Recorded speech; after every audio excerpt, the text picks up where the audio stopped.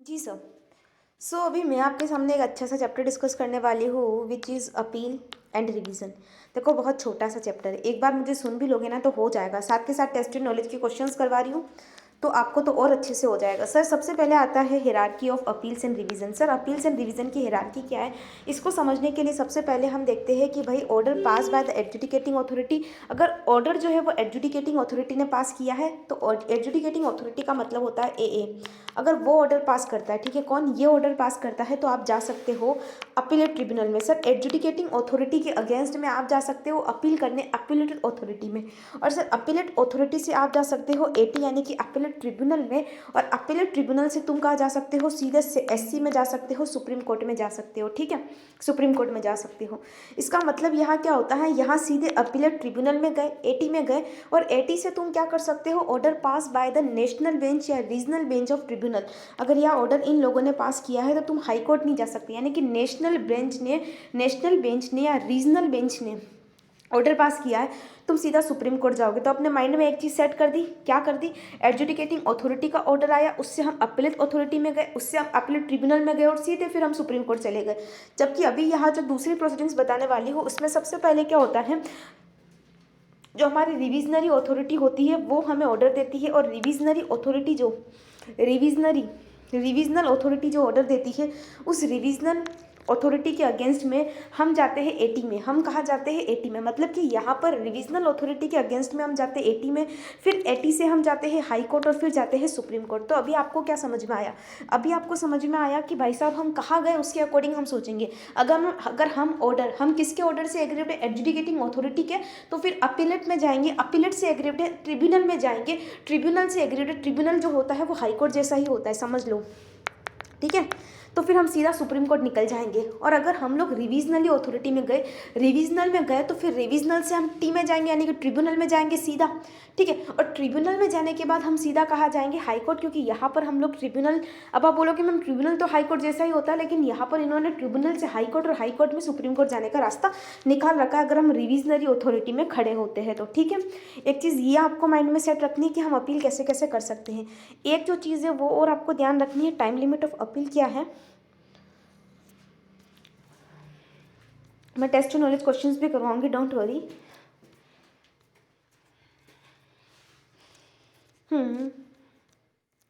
तो सुनो, ये आपको समझ में आया, ठीक है। अब हम जो है चैप्टर के साथ कंटिन्यू करेंगे कि भाई साहब अगर हमको अपीलेट अथॉरिटी में जाना है तो कैसे जा सकते हैं, अपील करनी है तो कैसे कर सकते हैं। छोटा मोटा जो हमारा चैप्टर है वो हमें बताता है, वो देख लेते हैं। सबसे पहले सुनो, अपील टू अपीलेट अथॉरिटी। ठीक है, तो सबसे पहले हम जाएंगे कहाँ, अपीलेट अथॉरिटी में जाएंगे।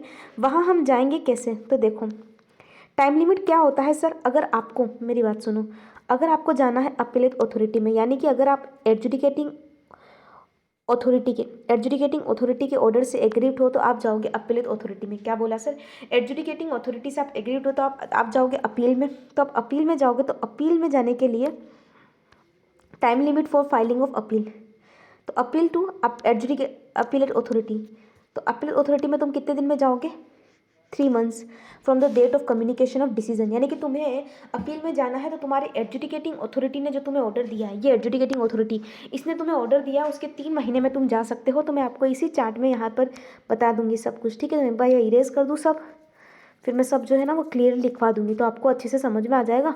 फिर अगर कोई दिक्कत हो तो आप देख लेना, मतलब होगा नहीं कोई दिक्कत। ठीक है, तो यहाँ से यहाँ इनका ऑर्डर आया, order pass by the adjudicating authority, उसके 3 मंथ में तुम लोग जा सकते हो डबल ए में, अपीलेट अथॉरिटी में। अब मेरी बात सुनो, कोई दिक्कत नहीं सर, ठीक है।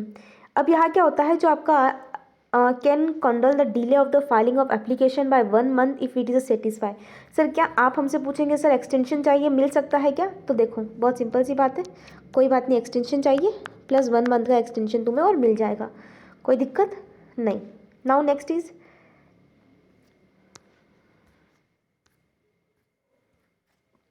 The next one, application before the adjudicating authority by the department. तो application before the adjudicating authority by the department, तो before the adjudicating authority by the department क्या बोलते हैं,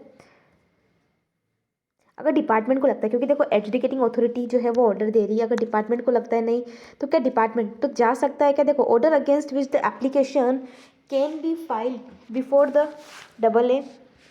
तो कमिश्नर जो होता है on motion request SGCG commissioner examine records, time limit for the filing of applications. तो सर कमिश्नर जो है उसके पास 6 महीना है, ठीक है, 6 महीना है उसके पास।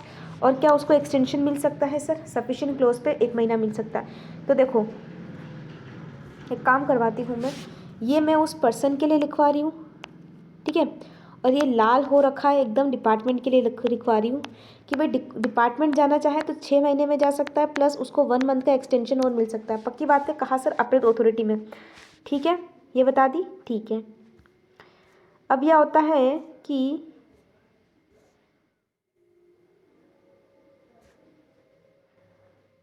ठीक है, हाँ ये मैंने आपको बताया। अब आपको बताना है appeal process followed by appeal. तो अपील की प्रोसेस ये फॉलो करेंगे, इनकी जो भी प्रोसेस होती है। Advisory time limit for 1 year from the date of filing of appeal. Generally हमने इन्हें क्या करी है, एडवाइस करी है, और ये कोर्ट का स्टे एक्सक्लूड करता है। यानी कि हमने उनको किसको बोला है, देखो हमने इसको बोला है कि भाई शिट, हमने इनको बोला है, क्या बोला है इनको कि भाई तुम अपनी प्रोसीडिंग्स जो है वो कितने दिन में निपटा दो,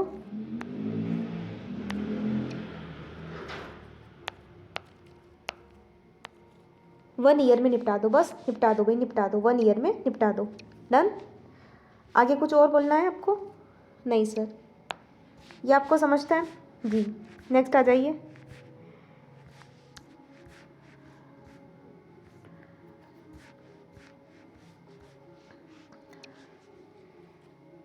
अपॉइंटमेंट ऑफ अपेलेट अथॉरिटी। तो sir appointment of appellate authority का मतलब क्या होता है, अब जो अथॉरिटी अपॉइंट होती है, क्योंकि अपेलेट अथॉरिटी का अपॉइंटमेंट कैसे होता है, दैट इज़ कौन करता है, क्या करता है वो, ठीक है, इनके पास पावर क्या होती है। अब देखो रिविजनल अथॉरिटी जो होती है ये क्या करती है, तो अपील टू अपेलेट अथॉरिटी की समरी इन्होंने दे रखी है कि भाई अगर कमिश्नर है तो 6 महीने में कर सकता है, 1 महीने का एक्सटेंशन डिले मिल सकता है, यहाँ 3 महीने में कर सकता है, 1 महीना मिल सकता है।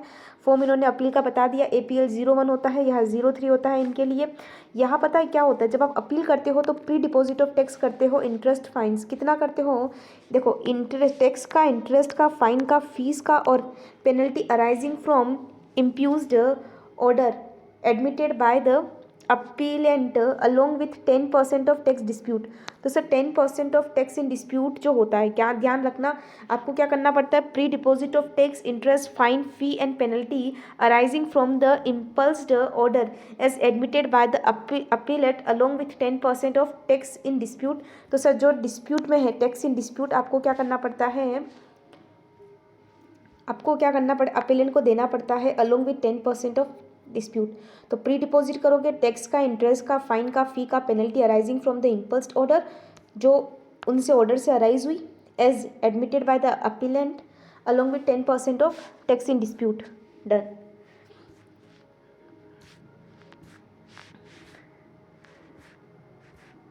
नेक्स्ट क्या होता है, अब हम क्या करेंगे सर, अब हम कहाँ जाएंगे, तो देखो यहाँ पर इन्होंने कहाँ बोला, नहीं sir appellate tribunal under GST law. तो सर यहाँ पर अब अपीलेट ट्रिब्यूनल के पास जाएंगे, अब आप बोलेंगे AT के पास जाने को। तो सुनो सर, AT के पास जाने के लिए हमारे पास 2 रास्ते, या तो हम नेशनल बेंच के पास जा रहे हैं या रीजनल बेंच के पास जा रहे हैं। सर नेशनल बेंच में कौन लोग होते हैं और रीजनल बेंच में कौन लोग होते हैं, तो AT से हम वहाँ जा रहे हैं, ठीक है, AT से आप जा सकते हो। अब क्या होता है sir, proceeds before appellate tribunal. अब मेरी बात सुनना, मैंने आपको AT में यहाँ पर बताया भी है, इस चार्ट से आप सब क्लियर कर पाओगे। यहाँ पर अपील अथॉरिटी से यहाँ पे ट्रिब्यूनल में गए, ट्रिब्यूनल में आपके पास 2 रास्ते, नेशनल में जाओगे या रीजनल में जाओगे, बस मैं वही बता रही हूँ, ठीक है।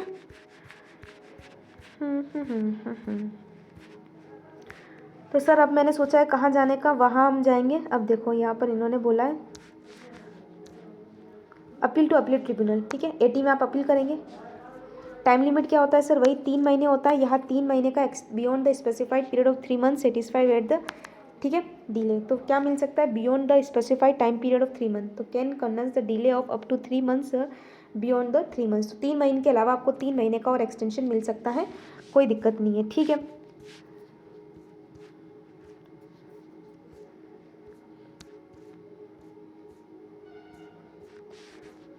तीन प्लस तीन सर डिपार्टमेंट अपील कर सकता है क्या? देखो 6 महीना है,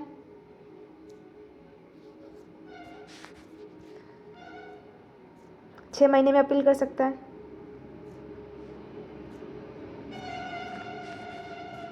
ठीक है, और ये बोलता है प्री डिपॉजिट मैंडेटरी है, तो अभी उस पर अपन बाद में आते हैं। सबसे पहले आप तो मेरे को वह अपडेट करवाओ कि भाई मेरे को अगर 80 में जाना है तो कब जाऊँ। तो बोले भाई कोई दिक्कत नहीं, यहाँ से तुझे जाना है, अगर तू ये वो ऑफिसर है तो 6 मंथ, और अगर तू अपना है तो मतलब पर्सन है तो 3 + 3 3 महीने, ठीक है, मंथ है ये, जा सकता है, कोई दिक्कत नहीं सर, कोई दिक्कत नहीं है, आराम से जाओ। आ जाओ आ जाओ आ जाओ आ जाओ आ जाओ। नेक्स्ट नेक्स्ट नेक्स्ट, दी लाइन से नेक्स्ट।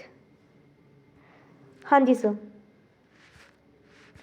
प्री डिपॉजिट जो है वो मैंडेटरी है। मैंडेटरी प्री डिपॉजिट में ध्यान रखना, एक आता है sir full amount of tax interest fine जो भी है, और एक आता है 10% of remaining amount tax dispute arising और maximum 25 crore 50 crore in case of IGST। तो ये बात भी आपको ध्यान रखनी होगी कि प्री डिपॉजिट कितना मैंडेटरी होता है अगर आप अपील में जा रहे हो, ठीक है। तो full amount of tax interest fine fee penalty arising from the impugned order admitted by him, और जो 10% है remaining amount tax in dispute arising, जो रिमेनिंग अमाउंट है टैक्स इन डिस्प्यूट पड़ा है उसका 10% इम्पल्स ऑर्डर, और मैक्सिमम जो है वो 25 करोड़ हो सकता है, 50 crore in case of IGST हो सकता है। ये थोड़ा सा याद रखना क्योंकि ये प्री डिपॉजिट होता है फर्दर अपील में जाने के लिए। डन। इन्होंने बोला है फिर ट्रिब्यूनल अनलेस, देखो lay down the no appeal can be file before the tribunal unless the applicant deposit. Sir अगर आपको 80 में अगर आपको लगता है कि आपको ट्रिब्यूनल में जाना है तो पेनल्टी ये देना तो पड़ेगा, ठीक है, ये देना तो पड़ेगा। तो यहाँ पर इन्होंने बोला है कि भाई 20% of deposit amount addition to ये वाला अमाउंट जो है आपको देना पड़ेगा। Lay down the no appeal can be file before the tribunal, और यहाँ no appeal can file to adjudicating authority, ठीक है, sorry appellate authority. Appellate authority को कोई एप्लीकेशन फाइल नहीं हो सकता अगर इतना पैसा नहीं दिया तो। यहाँ अगर इतना पैसा नहीं दिया तो ट्रिब्यूनल में कोई एप्लीकेशन फाइल नहीं हो सकती। तो ये ध्यान रखना, AA को कितना दोगे और अपीलेट ट्रिब्यूनल को कितना दोगे। तो एक होता है अपीलेट ट्रिब्यूनल, एक होता है अपीलेट अथॉरिटी, ठीक है। ऊपर आओ,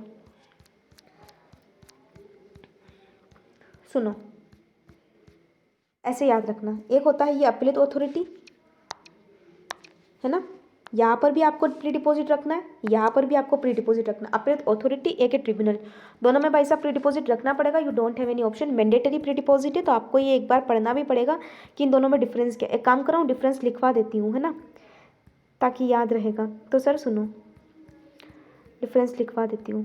तो पहली चीज़ में पहला डिफरेंस लिखो लिखो लिखो लिखो लिखो लिखे लोग। तो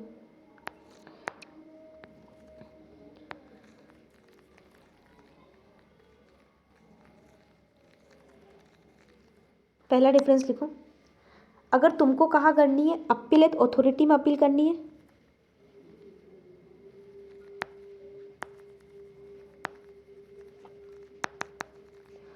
तो तुमको लगेगा कितना पैसा, सर जितना आपका फुल अमाउंट ऑफ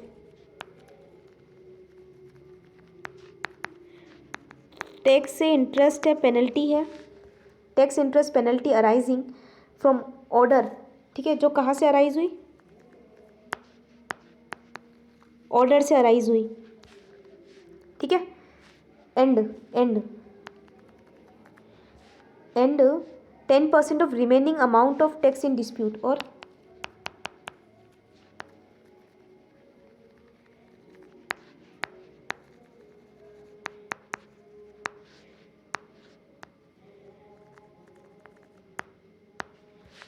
ठीक है, जो रिमेनिंग अमाउंट इन डिस्प्यूट है जो कितनी हो सकती है, मैक्स टू मैक्स 25 करोड़ और IGST है तो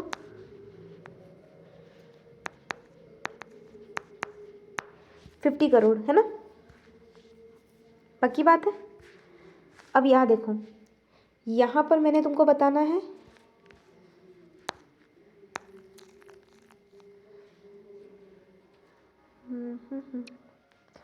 कहाँ बताऊँ, यहाँ बताती हूँ। यहाँ मुझे तुमको बताना है कि भाई साहब तुम 80 में जा रहे हो, किसके पास जा रहे हो। 80 तो ऐसे ही लिख दो ना, 80 तो तुम्हें समझ में आता है, अपीलेट ट्रिब्यूनल एक ही नाम है, वहाँ क्या कंफ्यूज होता है, इसलिए मैंने पूरा नाम लिखा। यहाँ पर भी फुल अमाउंट और 20%, 20%। वहाँ पर कितना था देख लो फटाफट, 10%। यहाँ पर कितना है 20%, 20% ऑफ जो टैक्स डिस्प्यूट में है। वहाँ मैक्स टू मैक्स कितना था, यहाँ मैक्सिमम कितना हो सकता है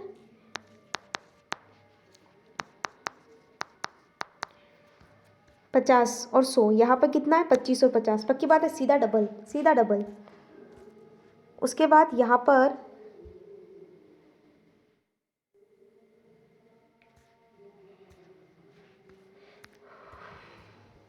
यस अब आता है प्रोडक्शन ऑफ। तो तुमने डिपॉजिट भी बता दिया मेरे को, ये भी बता दिया।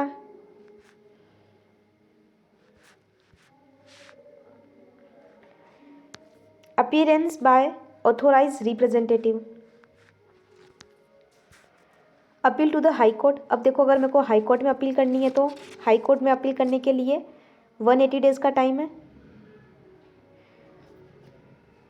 एक्सटेंशन चाहिए तो मिल सकता है, और सुप्रीम कोर्ट में जाना है तो हाई कोर्ट के ऑर्डर से तुम सुप्रीम कोर्ट जा सकते हो। टाइम लिमिट क्या है, यहाँ पर टाइम लिमिट नहीं दे रखी है ना।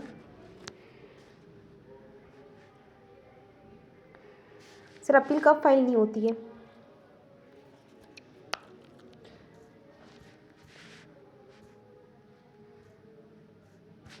तो भाई तुम पहले एक काम करो, स्टार्टिंग पे आओ, आए यहाँ लिखो। अब तुम अगर तुमको हाई कोर्ट जाना है तो जाओ, 180 डेज़ में जा सकते हो, प्लस मिल सकता है। हाँ जी सर, प्लस डेज़ नहीं दे रखा लेकिन मिल सकता है।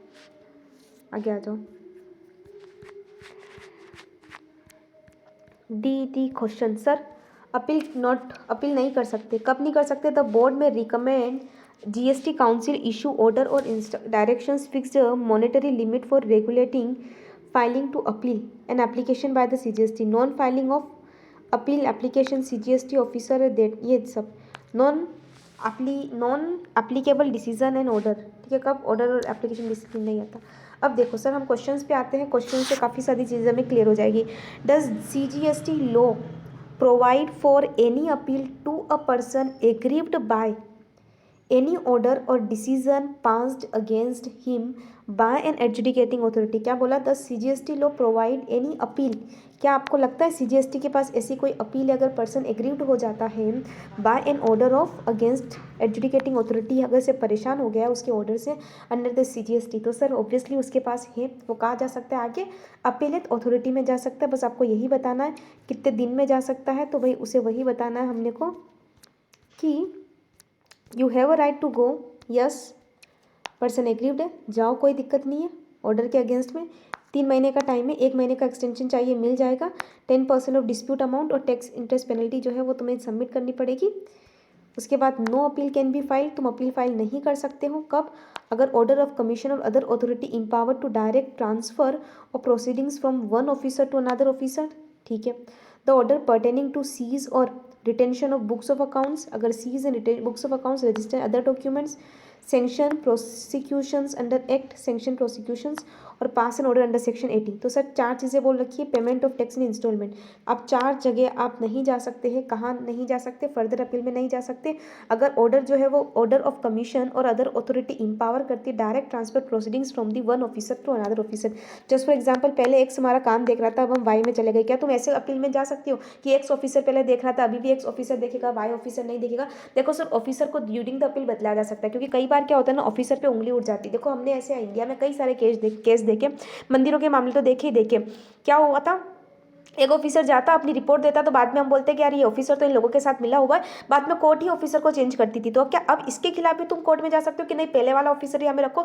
नहीं सर, ऑर्डर ऑफ कमिश्नर जो होता है अथॉरिटी का, अगर वो one officer to another officer empower करती है कोई पावर, कोई दिक्कत नहीं है। दूसरा होता है sir seize retention of books of accounts का ऑर्डर पास किया है, अदर डॉक्यूमेंट्स का मतलब हमने कोई फाइनल ऑर्डर पास नहीं किया, हमने तो सीज और retention of books of accounts किया, चलेगा, कोई दिक्कत नहीं है। अगर order sanction prosecutions under the act, अगर किसी एक्ट के ऑर्डर के अकॉर्डिंग ये काम हुआ है तो चलेगा। और एक आता है कि sir payment of tax in instalment में है, सेक्शन 80 का। देखो इंस्टॉलमेंट जनरली 24 महीने तक की आप करते हो, 24 महीने तक, लेकिन अगर ऐसा कुछ है कि हाँ चलो ठीक है टैक्स का पेमेंट तुम्हें इंस्टॉलमेंट में करना है, तो फिर भाई साहब फिर क्यों ऐसा क्यों बोले सर ये? क्योंकि देखो जब टैक्स का पेमेंट इंस्टॉलमेंट में होना, तुमने ये बात करवाई होगी कि चलो मैं इंस्टॉलमेंट पे करूँगा, उसके बाद तुम अपील में नहीं जा सकते फर्दर। डन। नेक्स्ट क्वेश्चन आ जाओ। तो मैं आपको एक बार समरी लिखवा दूँ, क्योंकि मुझे ऐसा पर्सनली लगता है कि शायद आपको ये समरी ज़्यादा पसंद आती है। तो क्या बोला सर? मैंने बोला कब जा सकते हो। देखो राइट तो सबके पास है, किसने ऑर्डर दिया है? एजुकेटिंग अथॉरिटी ने ऑर्डर दिया है, तो अपन कहाँ चले जाएंगे? अपीलेट।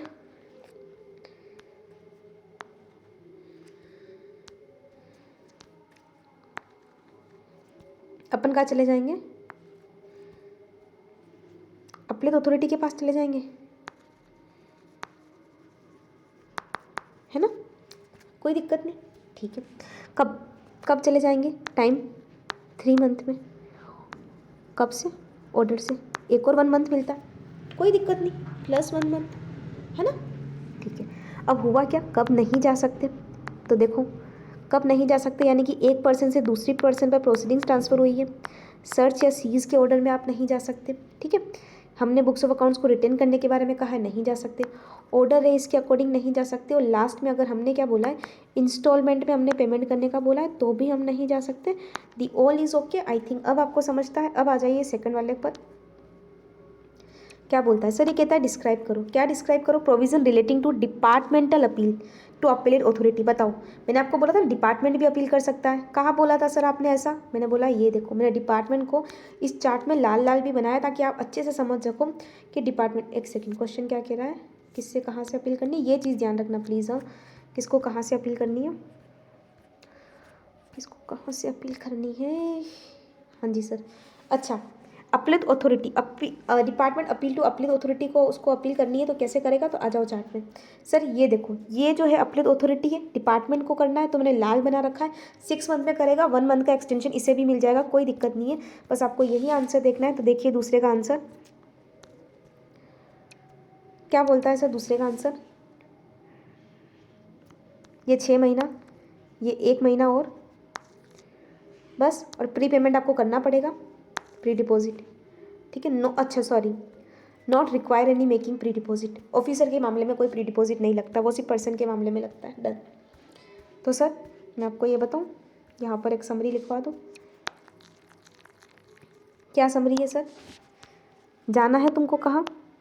अगेंस्ट में अपील, तो तुम कहाँ जाओगे? अपीलेट अथॉरिटी जाना है ना तुमको, जाओ, कोई दिक्कत नहीं। 6 मंथ में चले जाओ, फर्दर 1 मंथ का एक्सटेंशन ले लो। और तो क्या लोगे तुम लोग? तुम्हें नो प्री डिपॉजिट, ठीक है। चलिए आगे आ जाइए।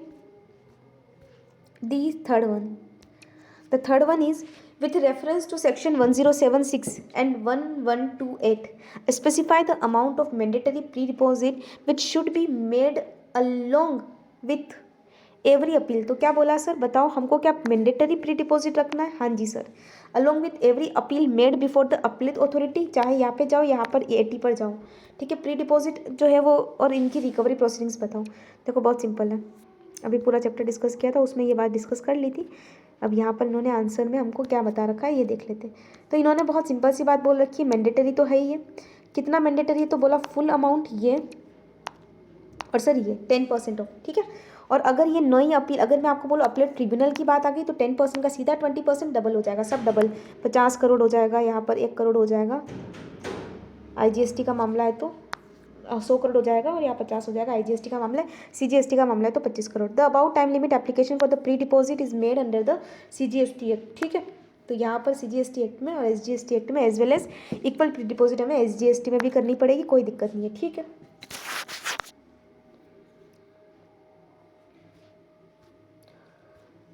लिखवा दूँ, चलो चलो चलो, तो सर लिखवा देती हूँ यहाँ सर।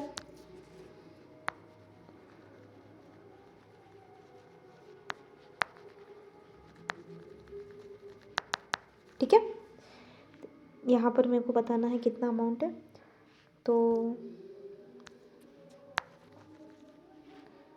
एक सेकेंड सर। टैक्स, इंटरेस्ट,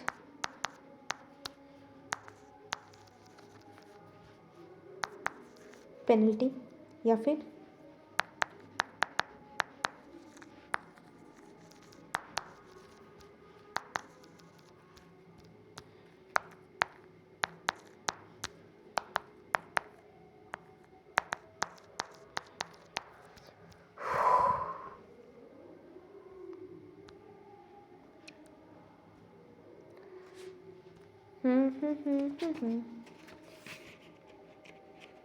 समझा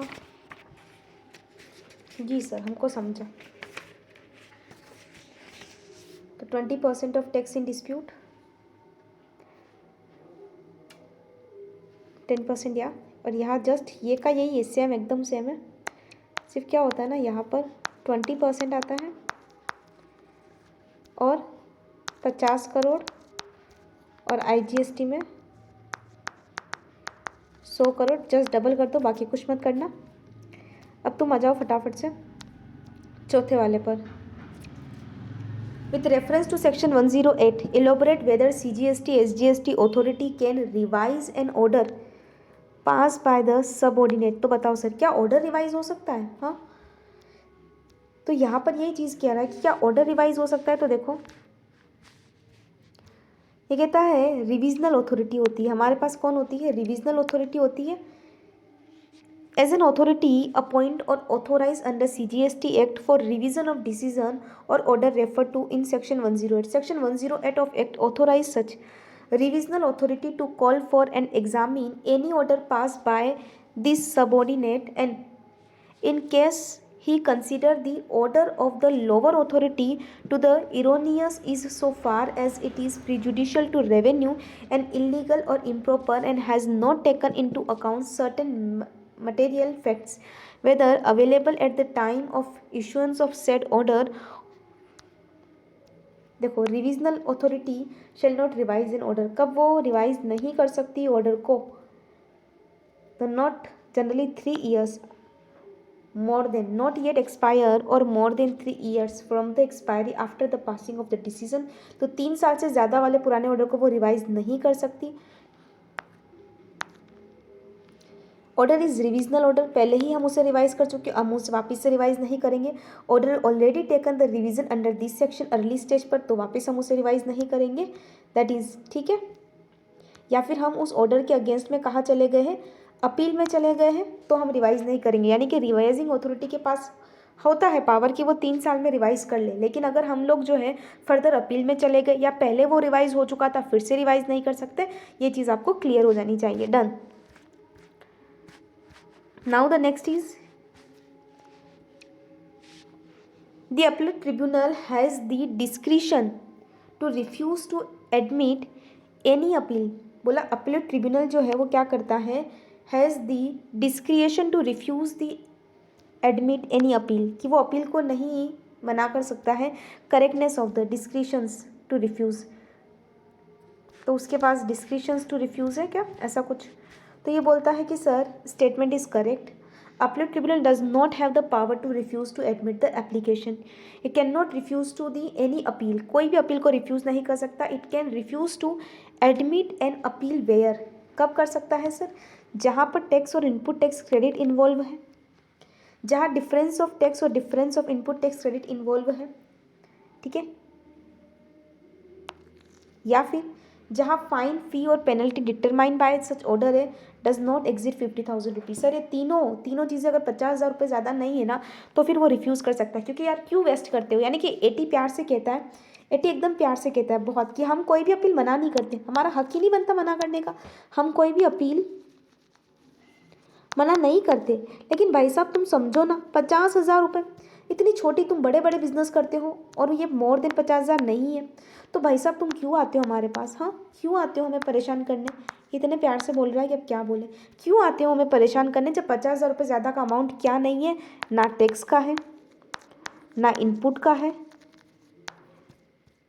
ना टैक्स का है, ना इनपुट का है, ना डिफरेंस ऑफ टैक्स और डिफरेंस ऑफ इनपुट का है, और ना ही फाइन का है, फी का है और पेनल्टी का है। तो काहे को आते हो, काहे को आते हो। ठीक है, नाउ क्वेश्चन नंबर 5 पर आओ। 6 in an order that 20th August issue to GHP limited a joint commissioner. ठीक है, 20th अगस्त की बात है।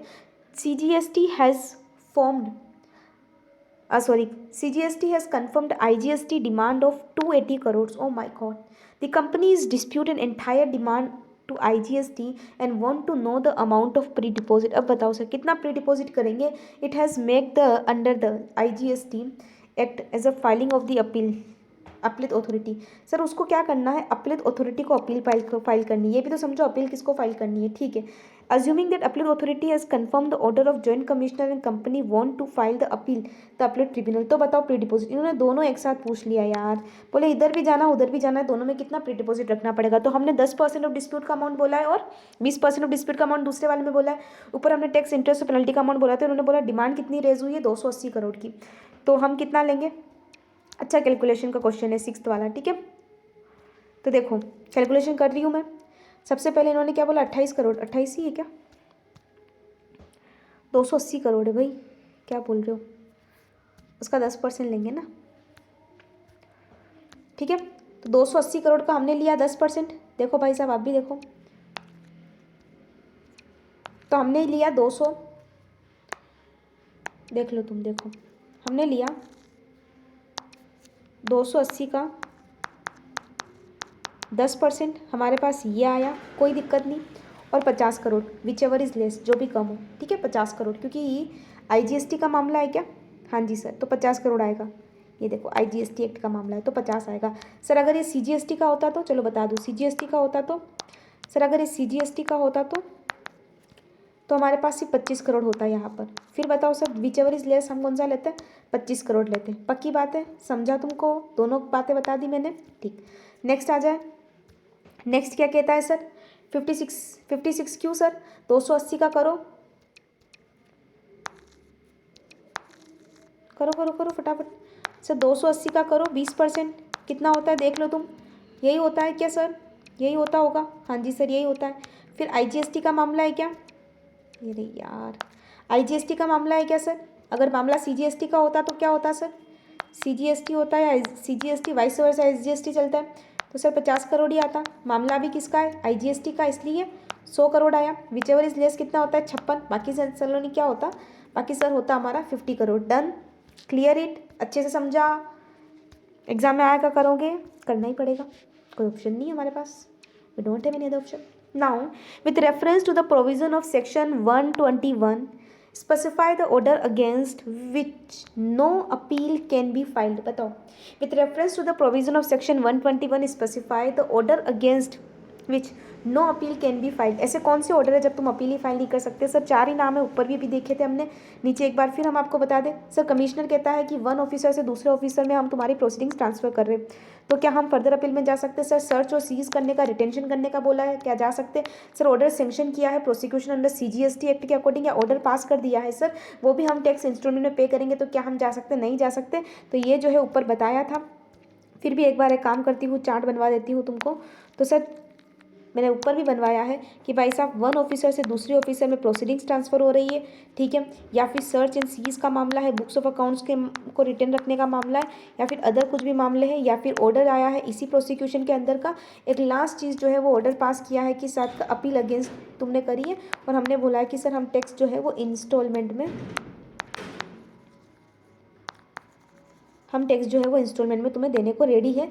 The all cases I hope you understood very well. Now question number 8 पर आ जाओ।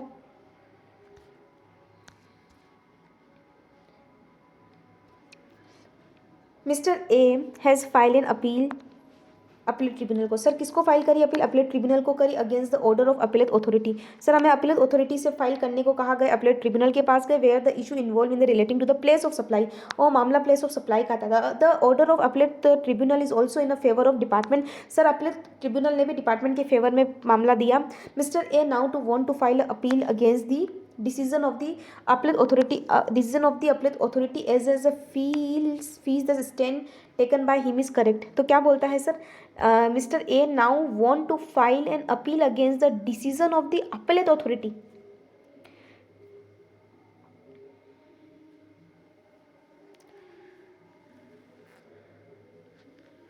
The order of appellate tribunal is also in favor of department। Mr. A now to want to file appeal to appellate authority।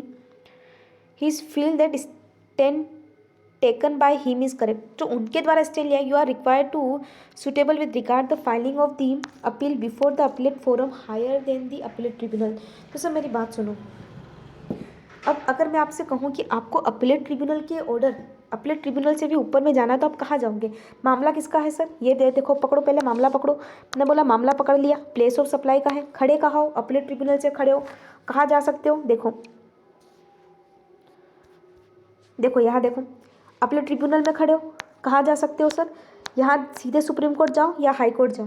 अब हम देखते sir हम कहाँ जा सकते हैं, क्योंकि हमारा मामला प्लेस ऑफ सप्लाई का है। हमारा मामला प्लेस ऑफ सप्लाई का। अब देखो यहाँ पर क्या बोलते हैं, जनरली यहाँ पास ऑर्डर कर सकता है बाय स्टेट बेंच और एरिया बेंच। ठीक है, स्टेट बेंच और एरिया बेंच कर सकते हो। Tribunal would lie to the high court. ठीक है, would lie to high court if high court is satisfied that the appeal involve a substantial question of law। ठीक है, तो हाई कोर्ट तभी अपील लेता है जब सब्सटेंशियल, जब क्वेश्चन क्या हो? सब्सटेंशियल क्वेश्चन ऑफ लॉ हो। However appeal against order pass by national bench और regional bench of tribunal would lie to the supreme court. सबसे बड़ी बात ये बोली सर, जो नेशनल और रीजनल बेंच ऑर्डर पास करेगी वो कहाँ जाएगा? सर बेंच भी कितनी है? एक बेंच तो स्टेट की बेंच, एक है एरिया की बेंच। अगर वो क्वेश्चन ऑफ लॉ अराइज होता है तो वो हाई कोर्ट चला जाता है। ठीक है, वो क्वेश्चन ऑफ लॉ अराइज होता है। एक होता है नेशनल बेंच, एक होता है रीजनल बेंच, जो कभी हाई कोर्ट जाता ही नहीं। वो सीधा कहाँ जाता है भाई साहब? वो हमारे माई बाप सुप्रीम कोर्ट के पास जाता है। ठीक है, नॉट अ हाई कोर्ट, वो कभी नहीं जाता।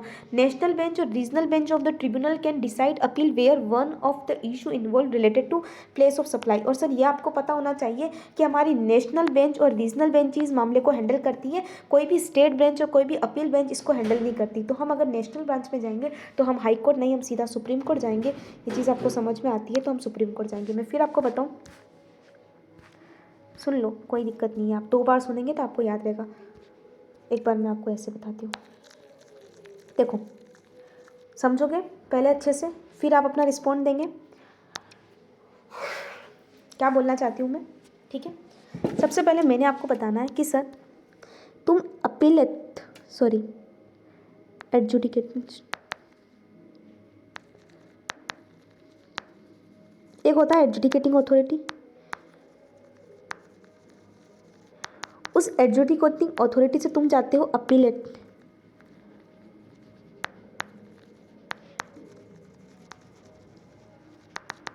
गए, वहां से तुम जाते हो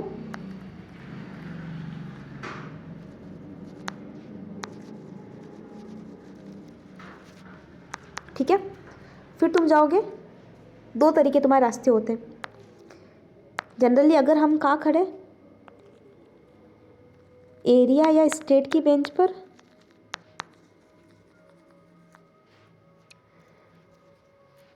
तो तुम जा सकते हो हाई कोर्ट और फिर वहाँ से जा सकते हो सुप्रीम कोर्ट।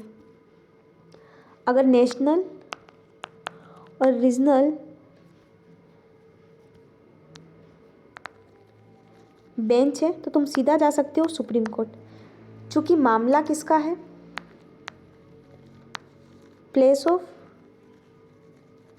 सप्लाई का है। हैंडल कहाँ होता है सर? नेशनल बेंच में होता है। तो तुम कहाँ जा सकते हो? सीधे सुप्रीम कोर्ट में जा सकते हो। ठीक है, तो याद रखना ये चीज़ आपकी हिरार्की कि अपील अथॉरिटी से अपीलेट ट्रिब्यूनल में, फिर अपीलेट अथॉरिटी में, अपीलेट अथॉरिटी से अपीलेट ट्रिब्यूनल में, फिर वहाँ से एरिया और स्टेट है तो हाई कोर्ट और सुप्रीम कोर्ट होते हुए निकलोगे, और नेशनल और रीजनल है तो फिर सीधा तुम जाओगे सुप्रीम कोर्ट। ध्यान रखना तुम यहाँ पर कि तुम्हारा प्लेस ऑफ सप्लाई जो होता है वो अगर मामला है तो वो नेशनल बेंच में जाता है, इसलिए तुम सीधे सुप्रीम कोर्ट जाओगे। Clear it. नाउ अगला,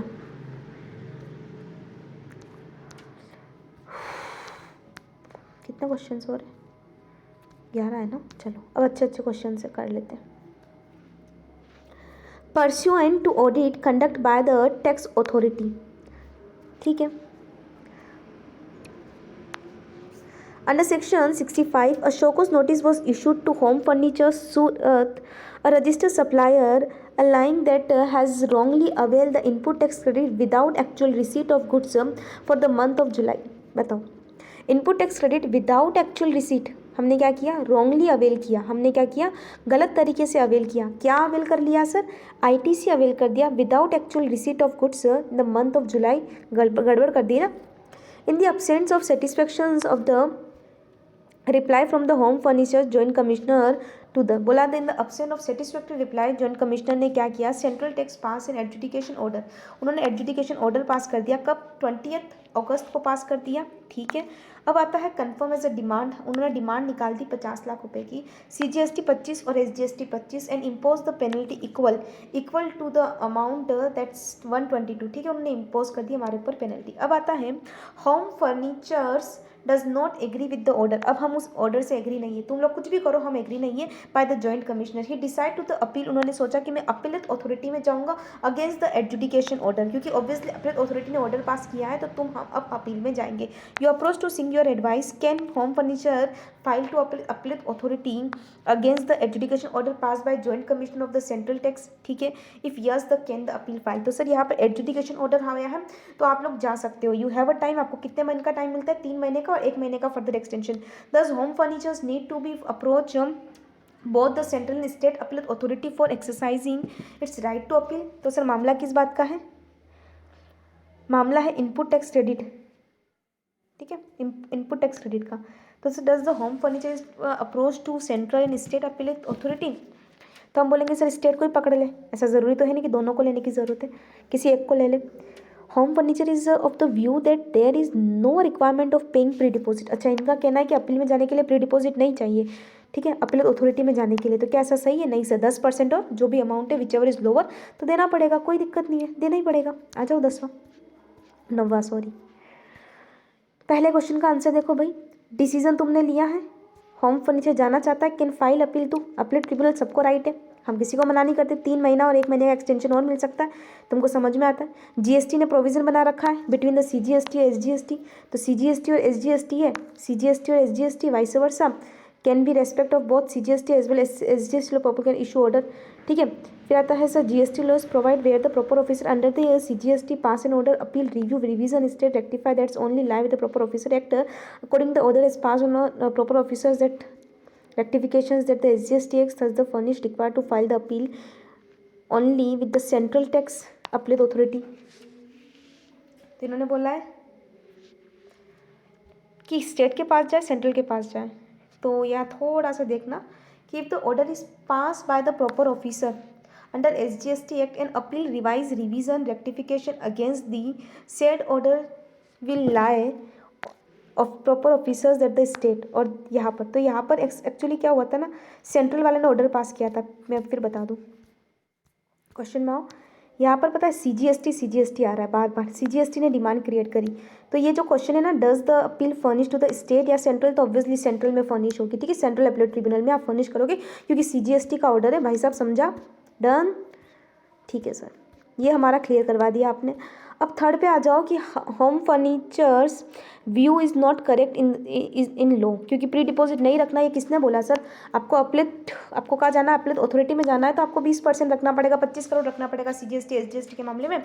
और इक्वल यहाँ पर देखो, equivalent amount of required to deposit in respect of SGST liability, ठीक है। तो ये आपको निकालनी पड़ेगी, विच एवर इज लोअर निकालोगे।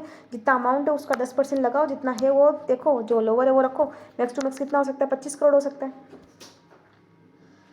तो यहाँ 10% ऑफ 50 लाख तो कितना होता है? 5 लाख और 25 करोड़, जो भी कम है, तो दोनों में 2.5 क्योंकि CGST SGST में लगेगा। डन, ये क्वेश्चन हो गया। आंसर करवाऊँ ऐसा इसका सॉल्यूशन? चलो यहाँ बता देती हूँ। देखो यहाँ पर कितना डिमांड उन्होंने रेस किया तीसरे वाले का, यहाँ सुनो, यहाँ उन्होंने कितना डिमांड रेस किया सर? 50 लाख रुपये का। लगाओ 50 लाख रुपये पर 5%, आई एम सॉरी 5% क्या बोल रही हूँ, 10% लगाओ, कितना आता है सर? 5 लाख। और मैक्स टू मैक्स कितना हो सकता है? 25 करोड़, जो भी लोअर हो क्या होगा? 5 लाख। 5 लाख है तो इसका आधा करो, CGST SGST 2.5, क्योंकि यहाँ पर इन्होंने खुद ने बाइफर्केशन हमें दे रखा है, ठीक है। नेक्स्ट आ जाओ। With reference to the provision of section 120 list of the cases in which appeal is not to be file. बार बार एक बात पूछ रहे सर, वो 4 केसेस बता दिए है ना, बार बार क्या बताऊँ आपको। नेक्स्ट आ जाओ। XY company receive an adjudication order passed by the Assistant Commissioner of Central Tax 1 November under section 73, that is उन्होंने क्या बोला है कि सर ड्यू जो है वो 6 लाख रुपए का है, interest 18% of the number of delays है और पेनल्टी जो है वो 60 है। तो नंबर ऑफ डिलेज कितना हुआ सर? नंबर ऑफ डिलेज देखते। The tax payer and appeal file करना चाहते हैं 26 नवंबर को, वो फाइल कर रहे हैं अपील, ठीक है। कब ऑर्डर आया इनका आया 1 नवंबर को, 26 दिन में कर रहे हैं, कोई दिक्कत नहीं है। Determine the amount of pre deposit, बताओ कितना डिटरमाइन करेंगे pre deposit? 6 interest per annum लगा रखा है, नंबर ऑफ डिलेज पे डेज, ठीक है। Whether the answer is different, the tax appeal is only against part of the demand says, अगर ओनली अगेंस्ट 4 लाख पे होती तो, and admit the tax liability balance liability of tax, और admit हम कर देते 2 लाख, मतलब कि 6 लाख में से हम सिर्फ 4 लाख 2 लाख हम पे कर देते। Proportional penalty arising on the said order, और प्रोपोर्शनल पेनल्टी हम लगा देते। तो सुनो sir, 18% number of delays payment, number of days, तो यहाँ पर हम क्या करेंगे, एक सेकेंड, डिले डेज कैसे निकाल रहे हैं ये लोग? हमको ये तो प्रोविज़न आता है, बार बार रिपीट हो रहा है। अब हम यहाँ देखते हैं, जनरली हमारे पास 6 लाख है, उसका हमने 10% लगाने का है, ठीक है। तो 6 लाख पर 10% लगाया, हमारे पास 60,000 आया। अगर यही 2 लाख पे कर दिए होते तो बात कितने पर आती? Admitted liability is only 2 lakh, ठीक है। Dispute of the tax balance demanded 4 lakh. तो सर डिस्प्यूट अगर 4 लाख का ही है तो 4 लाख पर हम 10% लगाते, और ये 2 लाख एडमिट कर दिए तो ये 2 लाख एडमिट कर दिए, 20% का प्रोपोर्शनेट लगा दिया इसके ऊपर, और इंटरेस्ट 18% से हम लगाते। तो यहाँ पर ये चीज़ ध्यान रखना कि भाई पहले वाले केस में तो सिर्फ सिंपल सी बात है, प्री डिपॉजिट जितना डिस्प्यूट में है, डिस्प्यूट में 6 लाख रुपए, उस पर सीधा 10% लगा दो, ठीक है, ये लगा दिया। दूसरा सर डिस्प्यूट में कितना है, सिर्फ 4 लाख रुपए, तो 4 लाख रुपए पे 10% लगा दो। और सर जो 2 लाख रुपए डिस्प्यूट में नहीं है वो टैक्स है, वो जो टैक्स बनता है वो है, तो वो 2 लाख रुपये प्लस पेनल्टी का अमाउंट प्रोपोर्शनेट है, 2 लाख पर पेनल्टी का 20,000 रुपये प्रोपोर्शनेट, और प्लस जो इंटरेस्ट 18% से नंबर ऑफ डिलेज है वो लगा देंगे, खत्म बात, क्लियर इट। और 10वें का मैंने आपको बताया था। अच्छा क्या बोला?